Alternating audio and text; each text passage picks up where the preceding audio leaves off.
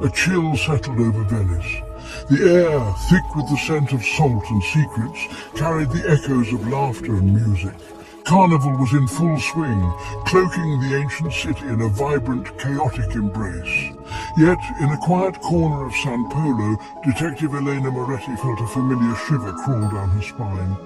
It wasn't the Venetian chill, it was the whisper of her past. A ghost returned to haunt her. Elena stared at the single black envelope lying on her desk. No return address, just a stark black wax seal bearing an insignia she hadn't seen in years. A stylized raven's feather, the mark of the Phantom. Memories, sharp as shattered glass, flooded her mind.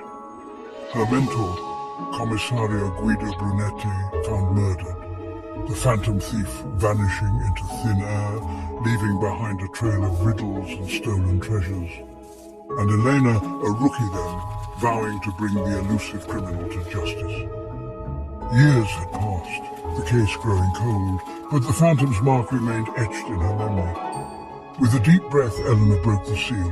The elegantly scripted note inside was brief, chillingly familiar. The Siren weeps, but her tears hold no sorrow. Find me before they fall, Detective Moretti, and perhaps you'll find the truth you seek. The note was a cryptic puzzle, a challenge thrown at her feet.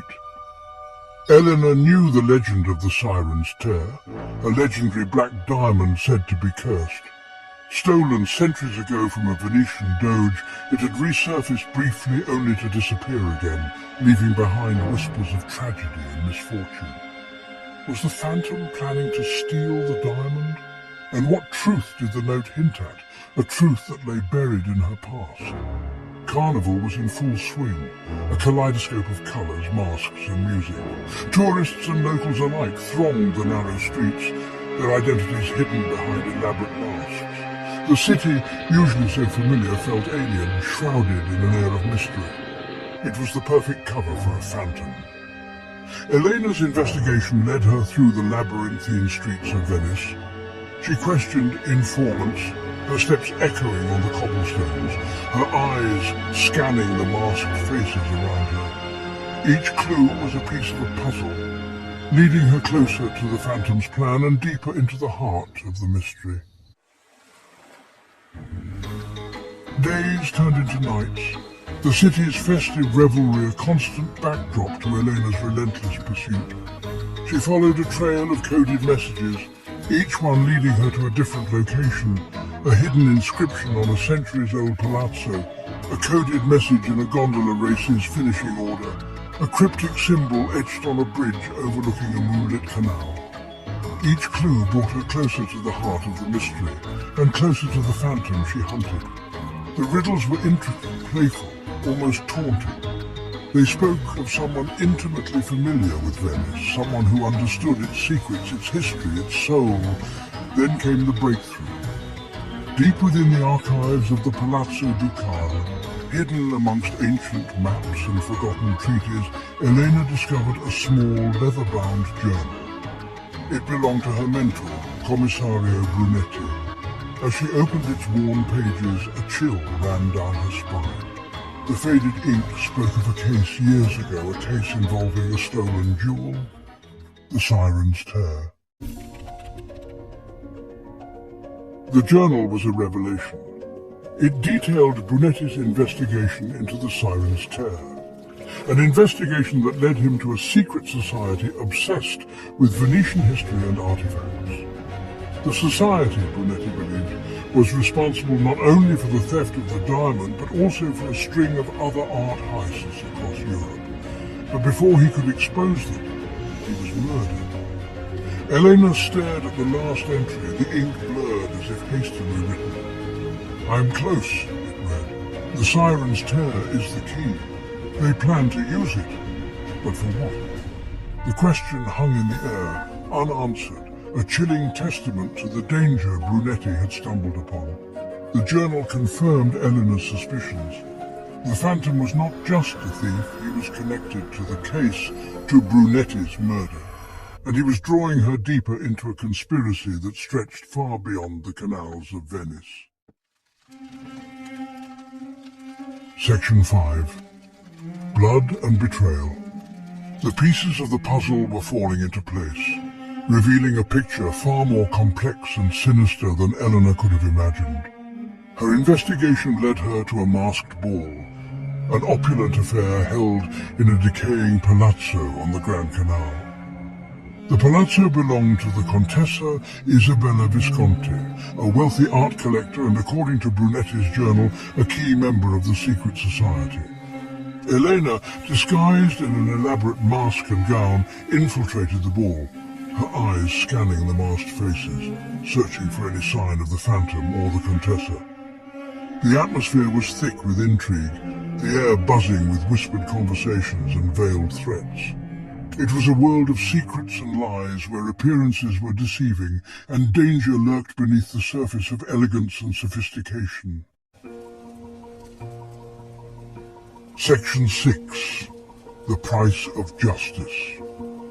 As the night wore on, Elena noticed a masked figure, tall and enigmatic, their movements graceful and deliberate. The stranger moved through the crowd with an air of confidence, their eyes constantly scanning the room as if searching for something or someone. Elena, her instinct screaming, followed the masked figure, her hand instinctively reaching for the service pistol concealed beneath her gown. The chase led them through the labyrinthine corridors of the palazzo, away from the revelry and into the shadows. Finally, in a dimly lit salon adorned with dusty portraits of long-dead Venetian nobles, the figure stopped. Elena, her heart pounding, raised her pistol. "Don't move," she commanded, her voice a low whisper. The figure turned, and for a fleeting moment their eyes met. Elena gasped, her blood turning to ice. The stranger's face, obscured by the mask moments before, was now revealed. It was a face she knew, a face that haunted her dreams, the face of her past, a ghost returned to life. Section 7. Unmasking the Phantom. The masked figure, revealed as Marco, Elena's childhood friend and the twin brother of her deceased fiancé Luca, chuckled softly. His voice, once filled with warmth and laughter, now dripped with a chilling detachment. "You were always the clever one, Elena," he said, his words echoing in the silent salon. He explained how he took on the mantle of after Luca's death, seeking to expose the truth behind his brother's demise. Luca, an Interpol agent, had stumbled upon a smuggling ring operating within the organization, trafficking in stolen artifacts, including the Siren's tear. He was silenced before he could expose them. Marco had chosen this path, a dangerous game of riddles and heists, to lure out the corrupt officials within Interpol, using Elena, the one person he knew he could trust, as his unwitting pawn. Section 8. A New Mask. Elena felt a wave of emotions wash over her, shock, anger, betrayal, but also a grudging respect for the lengths Marco had gone to avenge his brother and expose the truth. Marco then revealed his plan to expose the corruption within Interpol, a plan that involved using the Siren's tear, a plan that would put him in the crosshairs of both the organization and the secret society. He needed Elena's help one last time to bring down the people responsible for Luca's death. But this time, she wouldn't be a pawn. This time she would be his equal, his partner in justice. The decision weighed heavily on Elena. Could she trust Marco, the ghost of her past?